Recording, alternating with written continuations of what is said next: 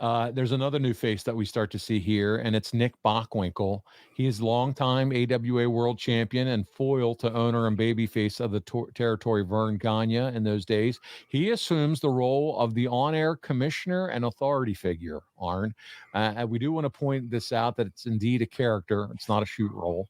But even so, in this era, in both WCW and WWF, man, this is when we start to see those on-air authority figures. And it fits perfectly with Brian Haremza's question. He wrote the following: at the Clash, Nick Bockwinkel was named the commissioner of WCW. It is important to have an on-screen authority figure. Oh, is it important, in your opinion, Arn, to have an on-screen authority figure in wrestling? And also, what did bringing Nick Bockwinkel do for WCW going forward? So 2 questions. Do you like the on-screen authority figure in wrestling? I like it better when they say a generic, the board of commissioners issue this, and you don't know who they are. It keeps a little bit of mystery about them. That for me, because again, if you put them in that position and they're inept or they shit the bed being the GM, then you just got a goofball in charge versus the board of commissioners or the board or whoever, however you word it. Right. The mystery's still there.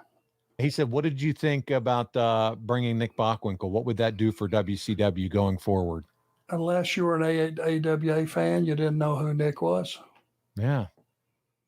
I mean, when you had those, he was basically his entire career was AWA. With Vern, AWA. Yeah. So he didn't mean a whole lot. I mean, your hardcore fans would have known who he was, but by and large, right. If as a company that's trying to be, a grand company to everyone, you know what I mean, and on a larger scale, Nick Bockwinkel, who? I mean, thankfully, I had ESPN back in the day, and AWA was on when I was a kid, so I knew Nick Bockwinkel from that. But not everybody, as you said, is a hardcore wrestling fan. Not everybody had cable. That was extra. And there you go. That too. So ESPN was not free. Yep. Good point.